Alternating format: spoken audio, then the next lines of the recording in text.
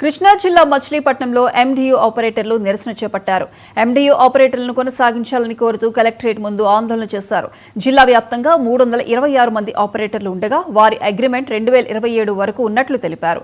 Ration షాపుల ద్వారా సరుకుల పంపిణీ చేసేందుకు ప్రభుత్వం నిర్ణయం తీసుకోవడం వల్ల మొబైల్ డిస్పెన్సింగ్ యూనిట్ ఆపరేటర్లకు నష్టం జరుగుతోందని ఆవేదన వ్యక్తం చేశారు. ఎండియు ఆపరేటర్ల వ్యవస్థపై పునరాలోచన చేయాలని పలు డిమాండ్లతో కూడిన వినతి పత్రాన్ని అధికారులకు అందజేశారు.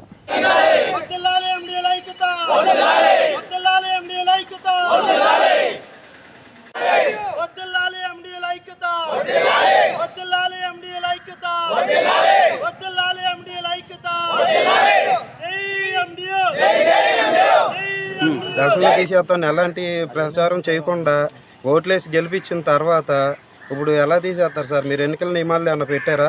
మా జగన్ గారు మమ్మల్ని పెట్టినప్పుడు మేము ఎన్నికల నియమాల్లో పెట్టారు. వ్యవస్థనే మేము మొబైల్ డిస్ట్రిబ్యూషన్ యూనిట్స్ తీసుకొస్తామని చెప్పి ఓట్లు అడిగి గెలిచిన మన జగన్ గారు. కానీ మీరు మా గురించి ఎలాంటి ఇది లేకుండా మమ్మల్ని తీసి రోడ్డు గీడ్ చేసి ఇప్పుడు మీరు ఎలా చేస్తారు సార్? మీరు ఎలాంటి హామీ కూడా ఇవ్వకుండా ఎలా కుదరదు సార్? ఇది జగన్ గారు మమ్మల్ని తీసుకొస్తామని చెప్పి అవసరం ముందే మాతో చెప్పి మా అందరి చేత ఓట్లు వేయించుకున్నారు సార్. మీరు మా తాత ఓట్లు వేయించుకొని మేము తీసేస్తామని చెప్పకుండా మీరు ఓట్లు వేయించుకుని గెలిచిన తర్వాత మమ్మల్ని తీసేస్తారు. ఇది ఎక్కడ అన్యాయం సార్? ఇది కొద్దిగా ఆలోచించిన మనోహర్ గారు.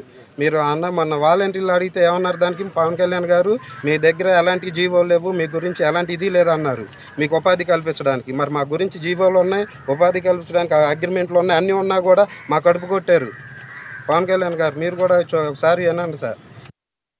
మాతో పాటు హెల్పర్గా ఇంకో 9,000 మంది, కనీసం రాష్ట్రంలో 20,000 మంది నిరుద్యోగంగా మేము ఉపాధి లేక రోడ్డును పడిన పరిస్థితి ఏర్పడింది.